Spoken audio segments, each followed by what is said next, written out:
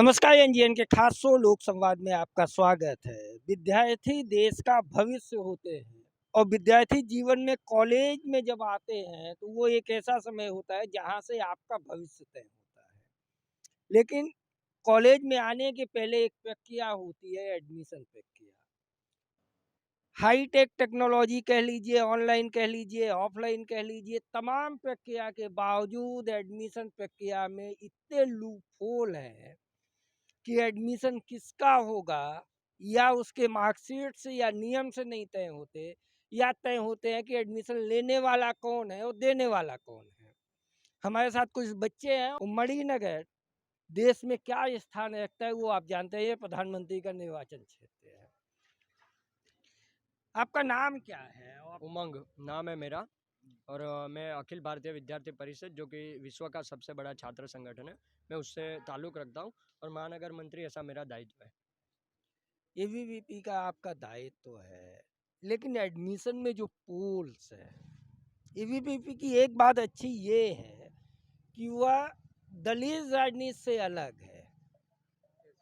वो मुद्दे पे बात करती है और एबीवीपी तब बनी थी, एबीवीपी का गठन तब हुआ था जब भाजपा पैदा नहीं हुई। सच बात है, 1949 से विद्यार्थी परिषद कार्यरत है और वो किसी भी पक्ष के साथ जुड़ा हुआ नहीं है। और मैं ये बात कहना चाहूँगा कि विद्यार्थी परिषद का कोई भी कार्य करता है वो सबसे पहले एक नारा लगाता है, ठीक करेंगे 3 काम, प्रवेश परीक्षा और परिणाम। तो हालांकि अभी गुजरात यूनिवर्सिटी के फर्स्ट ईयर्स के एडमिशन चालू है और उन सभी में हम बीए की बात करते हैं, जो बैचलर ऑफ आर्ट्स है, जो कि एक तरह से सोशल साइंस गिना जाता है। आर्ट्स फील्ड में हिस्ट्री है, सोशियोलॉजी है, साइकोलॉजी है, पॉलिटिकल पॉलिटिकल साइंस, साइंस है, बाकी बहुत सारे वगैरह सब्जेक्ट्स इकोनॉमिक्स है, हैं। सभी में एडमिशन चालू है। और उसमें उस दौरान हम बात करते हैं सरकारी आर्ट्स कॉलेज किका शास्त्री कॉलेज की बात करते हैं। तो किका शास्त्री कॉलेज में हमें ऐसा देखने को मालूम पड़ा कि जो गुजरात यूनिवर्सिटी एडमिशन कमेटी, जो GUSC है, वो 19 तारीख को एक सर्कुलर बाहर निकाल कर इंटर से मेरिट राउंड, जो कि आखिरी राउंड रहता है एडमिशन का, जो ऑफलाइन मोड में किया जाता है, वो इंटर से मेरिट राउंड की नोटिस के मुताबिक क्लियरली बताया गया था कि कॉलेज को एप्लीकेशन जो है वो 21 तारीख से लेकर 22 तारीख और 24 तारीख तक लेना है। मगर ये जो कॉलेज है वो 2 दिन बाद में एप्लीकेशन लेना स्टार्ट करती है और खुद खुद के मुताबिक 2 दिन बाद तक, यानी कि 24 तारीख तक एप्लीकेशन लेती है। तो 2 दिन में ये कॉलेज ने कितनी एप्लीकेशन ली है, कितने स्टूडेंट के लिए, वो स्टूडेंट कहाँ से आए, वो सभी प्रॉब्लमेटिक इश्यू दिखाई दे रहा है। साथ में गुजरात यूनिवर्सिटी ने क्लियरली बताया कि जितने स्टूडेंट का आपने एप्लीकेशन लिया है उनके मुताबिक मेरिट आपको निकालना है और वो मेरिट 26 तारीख को निकालना है। मगर कॉलेज ने एक दिन पहले 25 तारीख को मेरिट निकाल दिया है और उन सभी को, वो कॉलेज, कोई भी रूल्स नहीं है गुजरात यूनिवर्सिटी की एडमिशन कमेटी का, उस सभी रूल्स के खिलाफ जाकर कॉलेज सभी स्टूडेंट को एडमिशन दे रही है। तो हम क्लियरली ये बता रहे हैं कि इसमें कहीं ना कहीं एडमिशन कराने वाले जो एजेंट्स है उनका सीधा फायदा हो रहा है और उनकी वजह से बहुत सारे छात्र है जिनका भविष्य भी बिगड़ रहा है और बहुत सारे जो एजेंट्स है उनका भविष्य सुधर रहा है। तो ये बिल्कुल नहीं होना चाहिए और उसके लिए विद्यार्थी परिषद आंदोलनरत है। और आज हमने प्रिंसिपल मैडम से रजूआत भी की और उन्होंने सारा मामला जो है वो गुजरात यूनिवर्सिटी एडमिशन कमेटी पर डाल दिया है। हम यहाँ से हार नहीं मानेंगे, हम गुजरात यूनिवर्सिटी एडमिशन कमेटी को भी प्रश्न करेंगे कि आप क्या कॉलेज के ऊपर कोई एक्शन लेने वाले हो या नहीं है। आप कॉलेज के जो एडमिशन हो रहे हैं उनका पूर्णतः जांच करेंगे या नहीं, वो भी हम प्रश्न पूछने वाले हैं। उमंग, आपसे हम वापस बात करेंगे। आपका नाम क्या है? मेरा नाम मयूरी बाजाला है। मयूरी, ऑनलाइन एडमिशन में फिर इश्यूज कहाँ आते हैं? मैंने फॉर्म भरा, मुझे पता है कि मेरे इतने परसेंटेज है। ऑनलाइन एडमिशन में एक कट ऑफ आता है, चार्ट आता है, फिर ये लूप होल है कहाँ? आज ये देखने को मिला है कि गुजरात यूनिवर्सिटी ने गाइडलाइन जाहिर की है, लेकिन कॉलेज को पता ही नहीं है कि वो गाइडलाइन चेंज हुई है। वो लोग अपनी तरीके से नोटिस जाहिर करते हैं और उनको ये ही पता नहीं है कि डेट क्या है, डेट में चेंजेस क्या हुए हैं। वो लोग इन सब चीज़ों से अनजान है और अभी मैडम को पूछा तो उनको कुछ पता ही नहीं है। वो अपने स्टाफ से पूछ रही है कि हमारी कमेटी है, वो जाँच करके बताएगी।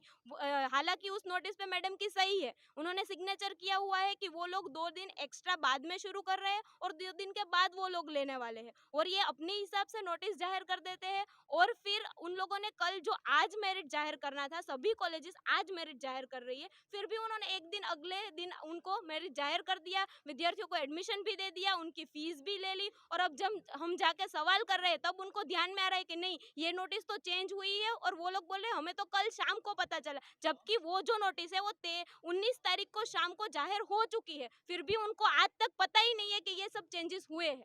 लेकिन एडमिशन तो कॉलेज लेवल पे नहीं होता ना, एडमिशन के लिए तो सेंट्रल एडमिशन कमेटी होती है, यूनिवर्सिटी। आप कॉलेज चूज करते हो ना, वो एडमिशन कॉलेज कैसे डिसाइड करेगा कि मुझे इसको लेना है? ये राइट तो स्टूडेंट के पास है ना। आपका नाम क्या है? पार्थ पटेल। पर पार्थ, मैंने जो मयूर से सवाल किया वही सवाल आपसे है कि कॉलेज तो स्टूडेंट चूज करता है, तो एडमिशन तो स्टूडेंट का होना है। कॉलेज कैसे डिसाइड कर सकता है कि किसका होगा नहीं होगा? हाँ, वो भी ठीक है, कॉलेज नहीं डिसाइड कर सकती, गुजरात यूनिवर्सिटी डिसाइड करती है। नहीं, ये मेरा सवाल इसलिए आया क्योंकि मयूरी का ये कहना है कि उनने नोटिफिकेशन नोटिस नहीं किया था। चलिए आप अपना नाम उसमें बताइए, बोल दीजिए। मेरा नाम नीरव सुतरिया है। इसमें ऐसा होता है कि ऑफलाइन जो है इंटर से मेरिट राउंड पड़ता है, उसमें कॉलेज डिसाइड करती है कि एडमिशन किसको देना है। अभी उसमें ही ट्रू लूप होल्स हो जाए, उसमें एजेंट रखते हैं वो लोग, जो मैं उनका नाम नहीं बताना चाहूँगा, वो लोग रखते हैं, डायरेक्ट से डायरेक्ट एडमिशन दे देते हैं। उनमें कोई यूनिवर्सिटी इंटरफियर नहीं करती इंटर से राउंड में। इंटर से राउंड में सिर्फ कॉलेज को ही सत्ता होती है, वो किसको एडमिशन देना चाहती है। लेकिन यहीं पे ही जो होता है वो ऑनलाइन यहीं पे ही होता है। लेकिन ऑनलाइन का खेल तो, ऑफलाइन का खेल तो तब खत्म होता है जब ऑनलाइन में सीटें खाली रह जाएं। ऑफलाइन तो तब आता है जब आपके यहाँ कोई एडमिशन ही नहीं लेना चाहे। यदि किसी कॉलेज में कोई एडमिशन ही नहीं लेना चाहता, तो उस कॉलेज में एडमिशन लेके भी कोई क्या कर लेगा? जो आप बता रहे हैं उसका सीधा सवाल है कि जो ऑनलाइन एडमिशन सिस्टम है वो पूरी तरीके से लूपहोल्स से भरी हुई है। वो मैं आपको समझाना चाहूँगा। अगर कोई छात्र है जो 70% उसका है, तो उसको ये मालूम पड़ना चाहिए कि 70% के कट ऑफ पर उसको पॉलिटिकल साइंस में एडमिशन मिलेगा या हिस्ट्री में एडमिशन मिलेगा। अगर वो ऐसा है कि मुझे संस्कृत में एडमिशन चाहिए तो उसको 50% पे भी मिल जाएगा। मगर स्टूडेंट क्या है कि वो 50% है और उसको लेना पॉलिटिकल साइंस और हिस्ट्री में, तो ऑनलाइन जो प्रोसेस रहती है उसमें वो डालता है हिस्ट्री और पॉलिटिकल साइंस, जबकि उसको 50% के मुताबिक संस्कृत में ही एडमिशन मिलना है। तो ये पूरी जो बात है वो कोई समझाता नहीं है स्टूडेंट को बस कोई कॉलेज में एडमिशन लेना है, कौन से सब्जेक्ट में एडमिशन नहीं, लेना इसके है। लिए तो काउंसलिंग सेंटर्स है ना, नहीं, वो काम नहीं करते। यूनिवर्सिटी ने हाँ, अपने अब काउंसलिंग सेंटर अब बनाए स्टूडेंट हैं, जो है एक्सपर्ट है, पिछले साल का कट ऑफ है, बहुत वो सारी चीजें होती वो है ना। कट ऑफ भी है, वो वेबसाइट पर डिक्लेयर नहीं है। टिल डेट पिछले साल का जो कट ऑफ है गुजरात यूनिवर्सिटी एडमिशन कमेटी ने इस साल डिस्प्ले नहीं किया हुआ है कि पिछले साल कितनी सीटें कौन से राउंड के बाद बची हुई थी, वो गुजरात यूनिवर्सिटी ने डिस्प्ले नहीं किया है। उसके इंफॉर्मेशन नहीं होने के कारण स्टूडेंट गलत तरीके से फॉर्म भरते हैं। वो गलत तरीके से फॉर्म भरते तो राउंड पे राउंड, ऑनलाइन राउंड पे राउंड होते रहते हैं, और ऑनलाइन राउंड की वजह से कॉलेज में प्रॉपर जो कॉलेज है वहाँ पे सीटें नहीं भरती, और जो कोई कॉलेज ऐसी है कि वहाँ पे सीटें फुल हो जाती है, और उसकी वजह से स्टूडेंट जो है वो एडमिशन का, उसको किसी भी तरीके से एडमिशन ही लेना है, और उसके मुताबिक वो एडमिशन कोई भी तरीके से तोड़ के मरोड़ के वो लेने का ट्राई करता है। लेकिन एडमिशन के बाद एजुकेशन भी एक बड़ा सवाल है ना। जिस कॉलेज में कोई जाना नहीं चाहता, सीट तो वहीं खाली होगी ना, हाँ, सही बात है। तो वहाँ वो एडमिशन लेके क्या कर लेगा? हाँ, ग्रांटेड एड कॉलेज की बात करते हैं हम अगर, तो आज बहुत सारे ग्रांटेड एड कॉलेज जो है वो मास्टर्स में सब्जेक्ट के मुताबिक उसके जो सब्जेक्ट है वो ख़त्म हो गए, तो वहाँ पे मास्टर के वो कोर्स बहुत सारी कॉलेज में नहीं हो रहे हैं। जैसे HK कॉलेज है, LD आर्ट्स कॉलेज है, तो सभी जगह ग्रांटेड एड की प्रॉपर फैकल्टीज़ नहीं है, तो वो बंद हो रहे हैं। ऐसे हमको भी देखना चाहिए, जागना चाहिए, और हम सरकार से भी ये रिक्वेस्ट करते हैं कि ग्रांटेड एड और गवर्नमेंट कॉलेज है वहाँ पे पूर्ति संख्या में प्रोफेसर हो, तो प्रोफेसर उसी सब्जेक्ट के होंगे तो ही वो सब्जेक्ट का डिपार्टमेंट चल सकेगा। तो वो बिल्कुल हमको देखना चाहिए कि क्वालिटी एजुकेशन भी हमको चाहिए, और इसके लिए सरकार को पूरे प्रयत्न भी करने पड़ेंगे। Thank you. आपका नाम क्या है? सर, मेरा नाम जय सोलंकी है और मैं इसी कॉलेज का विद्यार्थी हूँ। कौन से ईयर में हो? मैं 3rd ईयर में हूँ सर। BA? नहीं सर, BCom में। बीकॉम में है। ये एडमिशन में इतने लूप होल क्यों है? ये ऐसा हो रहा है कि खासतौर से गवर्नमेंट कॉलेज में, क्योंकि गवर्नमेंट कॉलेज में एक बड़ा क्लास आता है पढ़ने। हाँ, ऐसा होता है क्योंकि क्या है कि सर अभी जैसे कि ऑफलाइन एडमिशन शुरू होता है तो क्या होता है कि इससे किसी का घर भी भरता है, कोई अपना कुआं भी भरना वो चाहता है। कौन है? वो सर अभी मैं नाम तो नहीं नाम लेना में नहीं चाहूँगा। जाइए, स्टूडेंट है, प्रोफेसर है, एजेंट है, पॉलिटिशियन है, आउटसाइडर है, कौन है?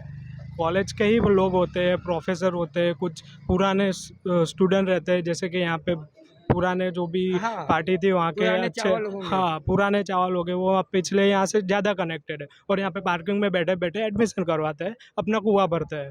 ठीक है, ऐसे कई पुराने स्टूडेंट्स हैं, कई जो एडमिशन लेना चाहते हैं इस कॉलेज में, जैसे कि यहाँ के स्थानिक लोग हैं, यहाँ के स्थानिक जो बच्चे हैं उनको यहाँ पे एडमिशन चाहिए पर उनको नहीं मिलता है।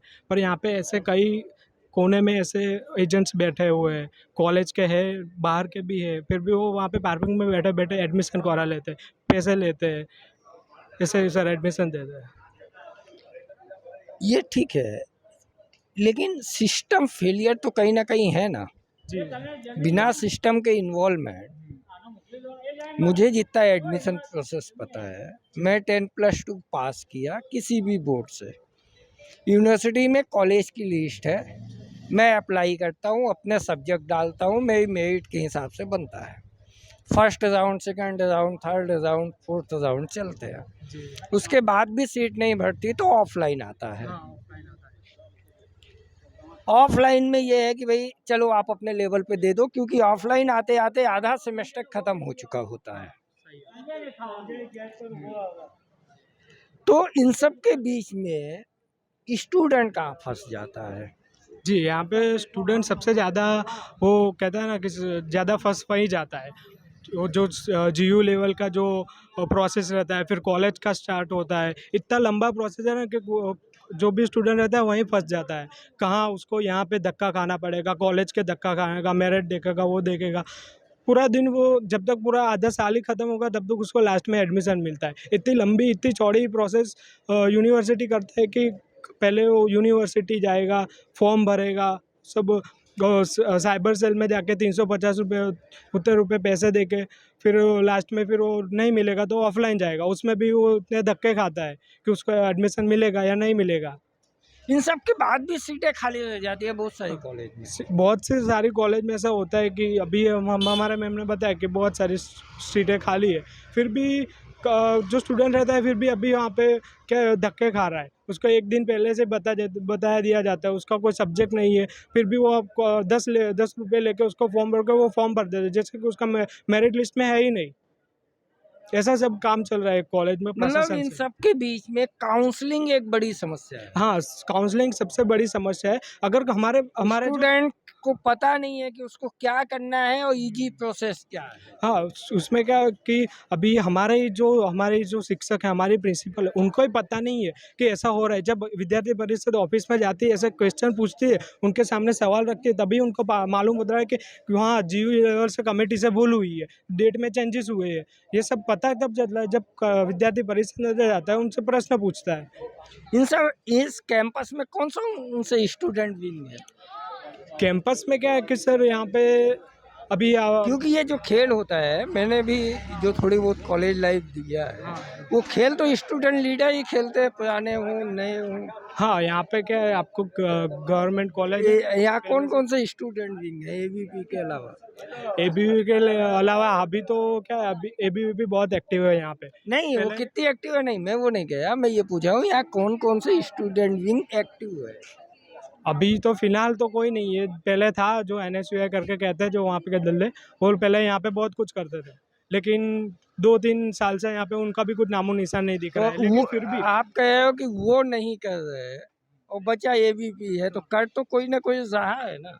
हमारा काम क्या है कि सर हम क्वेश्चन पूछते हैं, जैसे कि अभी हमने भाई जो पुराने चावल की हमने बात की, वो पुराने चावल भी तो इसी में से कोई होगा नहीं। हाँ यार, संगठन से बिलोंग नहीं करते। हाँ वो यहाँ के क्या वहाँ पे पहले के थे ऐसे चावल, ठीक है, हाँ थे, जरूर थे, बहुत बहुत सारे किस्से भी हुए हैं यहाँ पे, ठीक है। आपने आपत्ति जताई थी। हाँ, आप कहिए, आपका नाम क्या है? हाँ, फिर हम सर। बात करते हैं। सर मेरा नाम करण है, जैसा आपने बताया। करण पूरा नाम? करण सोलंकी नाम है मेरा, ठीक है। जैसे आपने बताया कि कोई करता है यहाँ पे, अभी एबीवीपी एक्टिव है, तो जो स्टूडेंट का है, जो एडमिशन प्रोसेस रहता है, वो पुराने चावल होते हैं, वो इसी में से होता है। तो सर वो इसी में से नहीं होते, वो अलग, मतलब वो एबीवीपी या कोई संगठन से बिलोंग नहीं करते। एक सामान्य चीज ये है कि कोई भी स्टूडेंट लीडर्स का इजी एक्सेस होता है। डिपार्टमेंट के पास, प्रोफेसर्स के पास, तो वो किसी ना किसी विंग तो जुड़ा होगा। यदि आज आप लीडर नहीं होते, एबीवी में नहीं होते, तो प्रिंसिपल से जिस भाषा में आप लोगों ने बात की, सामान्य स्टूडेंट तो उस भाषा में बात ही नहीं कर सकता ना।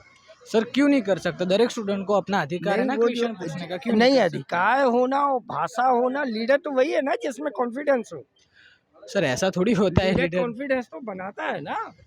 नहीं सर, ऐसा नहीं होता है। लीडर कॉन्फिडेंट बनाता है, जो तकलीफ में होता है वो सवाल करता है। जरूरी थोड़ी कि क्वेश्चन पूछता है उधर कॉन्फिडेंट ही होता है। किसी के मतलब वो पेन भी होता है ना, जिसने सहा होता है, जिसने धक्के खाए होते हैं, वही चीज़ होती है सर। अभी आगे क्या?